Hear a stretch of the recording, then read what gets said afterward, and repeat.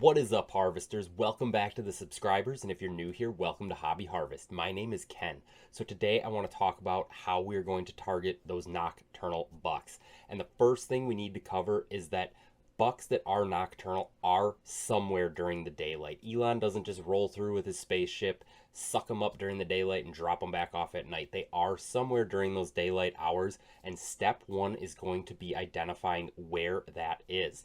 Once we figure out that, we're going to cover how we hunt that. And so those are the two things we're going to cover in this video, so let's get into it. First off, we need to understand what bucks are doing in a 24-hour period. So I'm going to start middle of the day. They're going to be in their bedding areas. They get up about an hour before dark. This is usually that like golden hour. We can kind of see that the sun's kind of starting to come down. The light outside kind of starts to change. They can see that too. That is their alarm clock to get up out of those bedding areas and start to head to their favorite food source. Now, that food source a lot of times will be something like a food plot. It could be a bait pile, a feeder, it could be egg. We'll need to try to figure these things out in order to figure out where exactly this buck is during the daylight hours so that we can target him. So the first thing we want to do is get those trail cameras out there. If you are watching this video, you most likely already have a buck in mind that is that nocturnal buck that you want to target. Well, you know where he was at least one time at night. What we want to do is expand those trail cameras out, start to put a web of them out away from where you saw him that one time. Maybe you did see him on another trail cam location. That's awesome. If you guys want to know what trail cameras I use, I'll link them down in the description. They've worked very well for me, both the cell version of those and the old school go pull the chip out version. I use them for B-roll here on this channel. But what you're going to want to do is you're going to want to start to spread those trail cameras out. So let's just say, for instance, you have this buck on a mock scrape in the middle of the woods. Well, in most cases, you have a trail that comes in this way and a trail that comes in this way. So what you want to do is, yes, kind of see which way he came onto camera, but we can't always 100% know that that's exactly where he's came from, because I've been sitting on a stand where I can see one of my cam locations and a buck walks behind the camera and then comes in the other way in front of the camera. So if all I was judging his movement off of was what was on the camera, I would have guessed completely wrong as to which direction he came from. So we want to make sure we put out another camera, go down that trail either way, both ways, put up two more cameras 100 yards away, wherever it maybe splits off again, or wherever you think's like a good area to start to get an idea of where exactly this buck is coming from, and then where he's going to after he hits this one trail cam location. So after we kind of start to establish what his movement is, we can move these cameras out more and more and more out those directions to kind of get an exact line that he's moving on. Now, this does not mean he's going to move the exact same line every single day. So we are trying to look in more generalities in this way. But once we know which way he's coming into you from in the middle of the night, we want to go that way, and we want to figure out where his bedding area is. So the time of day that he comes on your camera is going to speak volumes to how far away he is bedding down and how long it took him to get to you. So that buck is definitely going to stand up about an hour before dark, and he's going to head to his food source. And so it may just take him until dark to get to that food source. Bucks have a huge home range. Some of them will come a mile and a half to get to their food source from their bedding area. And the reason for that is bucks are very particular about what their number one food source is and what their number one bedding area is. And they're okay if those are a mile and a half apart. Does, on the other hand, will put up with a lot less desirable habitat and will bed down immediately next to a food source. So if you know where these big food sources are, you're going to have those does bedded down next to them. If you guys are curious as to how to identify where a buck bed location is, I did that in another video. I'll link that at the end of this one, so you can figure out where these buck bed locations are. So once we know where this buck is bedded, we need to figure out where this food source is, and then we need to figure out what the lines of movement are between the two of them. So like I said, he's going to stand up about an hour before dark, head to that food source. He's going to hit that first food source up, and yeah, he might get there after dark, but then he's going to head off to his other food sources. He's going to kind of just check around the area. He's going to always be looking for that next best food source. This is why, like, if you do put in something like a food plot and it all of a sudden starts growing, that buck will change his movement to that food plot because that food plot's now the best food source within his range. But we want to then figure out where he's getting to in the middle of the night, and this can be rather random. But what happens is he's walking around in the dark, and all of a sudden it starts to get light out. And this is like for those of you guys that camp, you know how like you're camping, it's still kind of dark out, but the birds start chirping, and it's like they're making a lot of noise early in the morning. It's about this time in the morning. You know, he hears this too, but he also sees that just first little bit of light come up. And that is his warning that it is time to start heading back to his bedding area. So wherever he made it to at night, he's now going to head back to that bedding area. And so now that we know kind of how a buck moves during the day, how are we going to target them? So in the morning for an AM hunt, that buck got to wherever he did last night. Now he's headed back to that bedding area. Now, yes, you can hunt in that bedding area and just wait for him to return to you. And this is a great way to hunt. Now, the problem is this is a high risk, high reward sit, because if he doesn't bed down directly underneath you where you would have a shot at him, and then he just beds down and you have no choice but to try to get out of that stand and he detects you, he's now going to go pick a different bedding area because you busted that one out.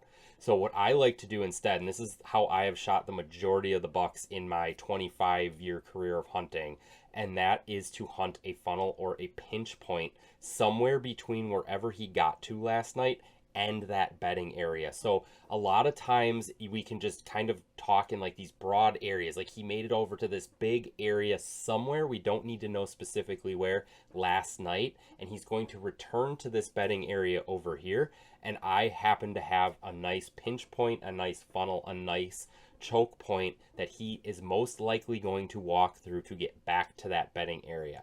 This is by far my favorite type of stand to sit in. You're not going to see a ton of deer here because not all of the deer are heading back to the same bedding area. Like I said, those does are probably bedding next to those food sources. So when you sit on something like a food source at a PM hunt, you're going to see a lot more deer, you're going to see a lot more fawns, does, things like that. So it's maybe more fun because you see more action, but my highest successful hunts for shooting a buck are hunting these pinch points in the morning. And so where these bucks are walking through is the thickest area of the woods that they can find between where they got last night and to where their bedding area is. So if you can somehow find like a line of thickness that comes down to a pinch point, perfect place to set up a stand. Dress it up with a mock scrape if you can. That is going to guarantee he walks down that specific trail with that mock scrape on it instead of maybe one behind you or one 50 yards out of range or whatever. So just hunt these pinch points in the morning. Great place to ambush him on his way to his bedding area without risking busting out that bedding area. Now, afternoon hunts are a little different because he was taking too long to get to that food source, so we need to figure out his line of movement to the food source and jump ahead of him and hunt him right outside his bedding area before he gets to that food source. This is also an excellent strategy for public land hunters who are hunting adjacent to private property that's putting in things like corn piles, feeders, food plots, all of the food attractions, because most likely they do not have enough area on their property to have also included bedding for these bucks. So these bucks may be bedded down outside on that public land, and you can hop in front of that bedding area before he gets to that food source on that private land, and a great way to have success on public property when there is a neighbor with private property putting in food plots and attractions and all of that kind of stuff. But now if you are a private landowner, what you can do is you can create these bedding areas closer to your food sources so he's not coming a mile, mile and a half. If you can give this layer of bedding off of your food sources, yeah, those does are going to take that first layer. But if you can start staggering other layers of bedding 100, 200, 300 yards away, you're going to stack up bucks closer on your property, and then you're going to avoid that public land hunter like I was just talking about, sitting maybe a half mile off of your food plot and ambushing that buck who's coming a mile, mile and a half away off of public land. So these are ways that you can like create bedding on your property, stack these bucks up where you can keep them safe, and then you can of course do whatever you want with your management, plan, harvest them, grow them to the next class, whatever it may be. And the last thing I want to cover is just make sure that you guys are focused on these fall food sources and these fall bedding areas. So it's very important that these things exist during the hunting season. Just because he was feeding out in this area all summer long does not mean he's going to be feeding there all fall long. For example, today I just finally planted my southeastern Wisconsin food plot. I would have preferred to plant it about 2 weeks sooner, but life happened. So that food plot has not been a food attraction to the deer herd in the area all year long, but it will be from this point forward once it starts to grow. So I am going to change the movement of the deer herd in my area because I added a high quality food source right now at the end of August. So that's just something to keep in mind. Make sure these are fall bedding areas and fall food sources. Don't put too much weight behind what your cameras were telling you like early mid-summer. I really like to start scouting with my trail cameras about the middle of September on, because that is when those bucks are going to be out of velvet and they'll be relating to the habitat a lot differently. Those fall food sources, those fall cover for bedding areas will really start to shine for them as the rest of the habitat starts to deteriorate and we head into fall. So now that we've covered all of that, there's one more thing I want to tell you guys about how you can really screw this up, and then I want to tell you what your absolute Hail Mary is if for whatever reason this isn't going to work with how your land is or where you can hunt. Maybe there's borders where you're just like, I can't go in there. There's no way I can get to where that buck's bedded. He's just always coming onto my property after dark.